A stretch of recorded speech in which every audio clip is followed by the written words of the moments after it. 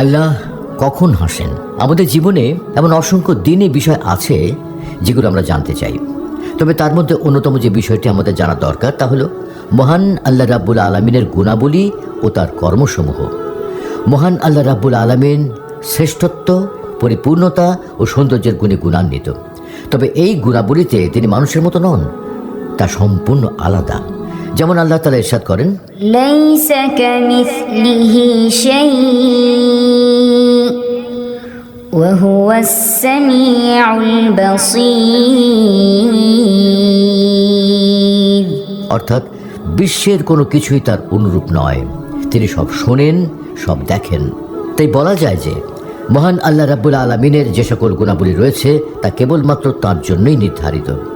সৃষ্টির কোনো গুণাবলীর সাথে তার ওই গুণাবলীর তুলনা করা যাবে না। আজ আমরা এই আলোচনায় মহান আল্লাহ রাব্বুল আলামিনের অসংখ্য গুণাবলী হতে তার একটি গুণের কথা আলোচনা করব ইনশাআল্লাহ, আর তা হচ্ছে মহান আল্লাহ রাব্বুল আলামিন কখন হাসেন। আল্লাহ তাআলার হাসার গুণ তার অসংখ্য গুণাবলীর মধ্যে অন্যতম। আল্লাহর হাসার এই ধরন তার কোনো সৃষ্টির হাসার ধরনের মতো নয়। আল্লাহ কখন হাসেন? আল্লাহ রাব্বুল আলামিন হেসেছিলেন আসমা বিনতে ইয়াজিদ বিন সাকান নামক একজন আনসারী নারীর ঘটনায়। ঘটনাটি হলো এমন, যখন সাদ বিন মুআজ রাদিয়াল্লাহু তাআলা আনহু ইন্তেকাল করলেন, তখন তার মা চিৎকার করে কান্না শুরু করলেন। মহানবী সাল্লাল্লাহু আলাইহি ওয়াসাল্লাম বললেন, আমি আপনাকে এমন জিনিস শোনাবো যাতে আপনার চোখের পানি বিদূরিত হবে এবং আপনার দুঃখ চলে যাবে। আপনার ছেলে প্রথম ব্যক্তি যার কারণে আল্লাহ তাআলা হেসেছেন ও তার কারণে আল্লাহর আরশ প্রকম্পিত হয়েছে। আল্লাহ হাসেন যখন তার বান্দা তাহাজ্জুদ সালাতে দাঁড়ায়, কারণ তাহাজ্জুদের সালাত অত্যন্ত ফজিলতপূর্ণ। হযরত আবু সাঈদ খুদরী রাদিয়াল্লাহু তাআলা আনহু থেকে বর্ণিত, তিনি বলেন, রাসূল সাল্লাল্লাহু আলাইহি ওয়াসাল্লাম বলেন, এমন তিনজন লোক রয়েছে যাদের কারণে আল্লাহ তাআলা হাসেন। এক, কেউ যখন কিয়ামুল লাইলে বা তাহাজ্জুদের নামাজে দাঁড়ায়। দুই, মানুষ যখন সালাত আদায় করার জন্য কাতারবদ্ধ হয়ে দাঁড়ায়। এবং তিন, কিছু লোক যখন আল্লাহর রাস্তায় জিহাদ করার জন্য সারিবদ্ধ হয়ে দাঁড়ায়। হযরত আবু দারদা রাদিয়াল্লাহু তাআলা আনহু থেকে বর্ণিত, তিনি বলেন, রাসূলুল্লাহ সাল্লাল্লাহু আলাইহি ওয়াসাল্লাম বলেন, এমন তিনজন লোক রয়েছে যাদেরকে আল্লাহ তাআলা ভালোবাসেন, তাদেরকে দেখে তিনি হাসেন ও খুশি হন।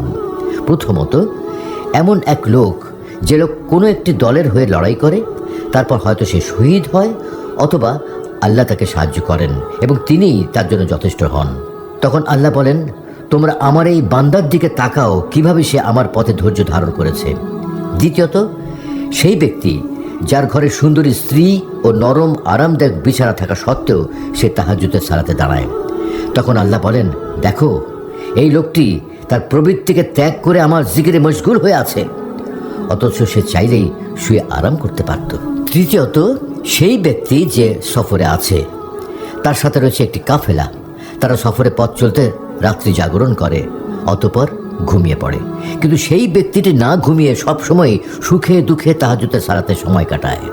হযরত আবু হুরায়রা রাদিয়াল্লাহু তাআলা আনহু থেকে বর্ণিত হাদিসে একটি ঘটনার বর্ণনা পাওয়া যায় যে এমন দুজন লোক রয়েছেন যারা পরস্পরের সাথে যুদ্ধে লিপ্ত হয়।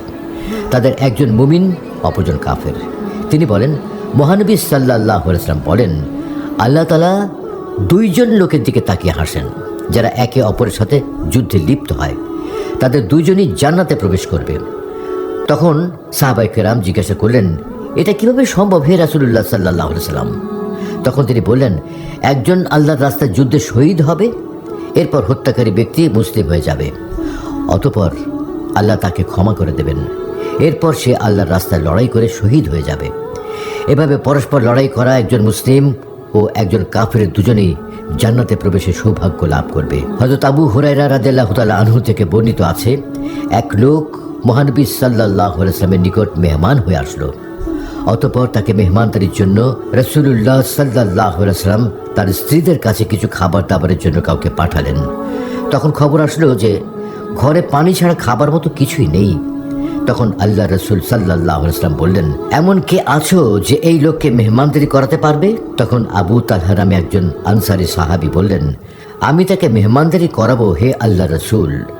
তখন তিনি লোকটিকে নিয়ে তার ঘরে গেলেন। তার স্ত্রীকে বললেন, মহানবী সাল্লাল্লাহু আলাইহি ওয়াসাল্লামের মেহমানকে সম্মানজনক মেহমানদারির ব্যবস্থা করো। তখন তার স্ত্রী বললেন, বাচ্চাদের খাবার দাবার ছাড়া ঘরে আর কিছু নেই। তখন সাহাবী তার স্ত্রীকে বললেন, এক কাজ করো, খাবার দাবার প্রস্তুত করো। বাচ্চারা খাবার দাবারের জন্য কান্নাকাটি করলে বাতি নিভিয়ে তাদেরকে ভুলিয়ে ভালিয়ে ঘুম পাড়িয়ে দাও। তার স্ত্রী তাই করলেন।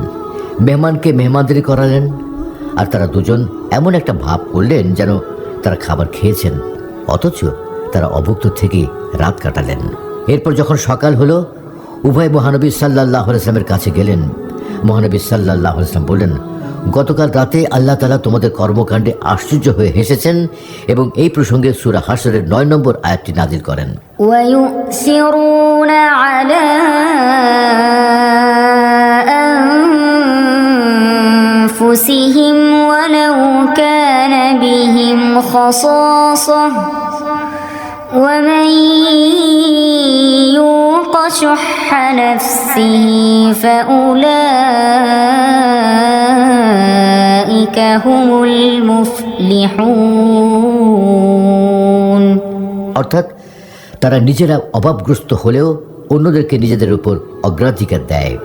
যারা মনের কার্পণ্য থেকে মুক্ত তারাই সফল কাম। যে ক্ষেত্রে আল্লাহ হাসবেন সে হচ্ছে ওই ব্যক্তি যে সর্বশেষ জান্নাতে প্রবেশ করবে। সে যখন জান্নাতের দিকে রওনা করবে, পথে সে একটু হেঁটেই হোঁচট খেয়ে পড়ে যাবে। তার পাশে তখন প্রজ্বলিত আগুন জ্বলছে। সে পথিমধ্যে জাহান্নামের পাশ দিয়ে যাওয়ার সময় জাহান্নাম থেকে রক্ষা পাওয়ার কারণে বলবে, মহামান্বিত সেই সত্তা যিনি আমাকে তার জাহান্নাম থেকে পানা দিয়েছেন। এরপর আল্লাহ তাকে একটি গাছ দেবেন এবং তারপর তার থেকে উঠিয়ে নেবেন। তখন লোকটি বলবে, হে আল্লাহ, আমাকে গাছটি দিন, আমি তার ছায়ায় বসব এবং তার পানি পান করব। তখন আল্লাহ বলবেন, হে মানুষ, আমি তোমাকে যদি এই গাছটি প্রদান করি তবে তুমি কি আমার কাছে আরেকটি গাছ চাইবে? তখন লোকটি আল্লাহকে প্রতিশ্রুতি দিয়ে বলবে, না, আর কোনো গাছ চাইব না হে আল্লাহ। তখন আল্লাহ তাকে গাছটি দেবেন। সে ওই গাছের ছায়ায় বসবে, তার থেকে পানি পান করবে। এরপর আল্লাহ তার থেকে গাছটিকে উঠিয়ে নেবেন। এরপর সে আগেরটির চেয়ে আরও বড় একটি গাছ দেখতে পাবে। সে আবার আল্লাহর কাছে বায়না ধরবে তাকে গাছটি দেওয়ার জন্য। তখন আল্লাহ বলবেন, এই গাছটি তোমাকে দিলে তুমি আবার আরও বড় একটি গাছের জন্য বায়না ধরবে। তখন সে আল্লাহর কাছে প্রতিশ্রুতি দেবে যে সে আর কোনো গাছের জন্য বায়না ধরবে না। তখন আল্লাহ তাকে সেই গাছটি দেবেন। তখন সে সেটির ছায়া গ্রহণ করবে ও তার পানি পান করবে। এরপর জান্নাতের দরজার সামনে লোকটি আগের দুটির চেয়ে আরও বড়, আরও সুন্দর একটি গাছ দেখতে পাবে। তখন সে লোকটি বলবে, হে আল্লাহ, আমাকে এই গাছটি দিন, আমি এর ছায়া গ্রহণ করব, এর পানি পান করব। তখন আল্লাহ বলবেন, তুমি কি আমাকে প্রতিশ্রুতি দাওনি যে আমার কাছে আর কোনো গাছ চাইবে না? সে বলবে, হ্যাঁ অবশ্যই হে আল্লাহ, এরপর আর চাইব না, এটি আমাকে দিন, আমি এর ছায়া গ্রহণ করব ও এর পানি পান করব। তখন আল্লাহ তাকে সেটি দেবেন। ঠিক তখন সে জান্নাতের দরজার ভেতর থেকে জান্নাতবাসীর শব্দ শুনতে পাবে। তখন সে গাছটির কথা ভুলে গিয়ে বলবে, হে আল্লাহ, আমাকে জান্নাতে প্রবেশ করান। তখন আল্লাহ বলবেন, হে বনি আদম, আমি যদি তোমাকে 2 পৃথিবীর সমান জান্নাত দেই তাহলে তুমি কি খুশি হবে? তখন লোকটি বলবে, হে বিশ্বজাহানের স্রষ্টা আল্লাহ, আপনি কি আমার সাথে ঠাট্টা করছেন? এ কথা বলে রাসূল সাল্লাল্লাহু আলাইহি ওয়াসাল্লাম হেসে দিলেন। সাহাবে কেরাম তখন রাসূল সাল্লাল্লাহু আলাইহি ওয়াসাল্লামকে জিজ্ঞাসা করলেন, হে আল্লাহর রাসূল, আপনি হাসছেন কেন? তখন রাসূল সাল্লাল্লাহু আলাইহি ওয়াসাল্লাম বললেন, আল্লাহর হাসির কারণে হাসছি। যখন লোকটি বলবে, হে আল্লাহ, আপনি বিশ্বজাহানের স্রষ্টা হয়েও কিভাবে আমার সাথে মজা করছেন? তখন আল্লাহ হেসে দেবেন ও বলবেন, না, আমি তোমার সাথে উপহাস করছি না, তবে আমি যা চাই তাই আমি করতে সক্ষম। আল্লাহ রাব্বুল আলামিন আমাদের সকলকে তার সন্তুষ্টি অর্জন করা তৌফিক দান করুন। আমিন।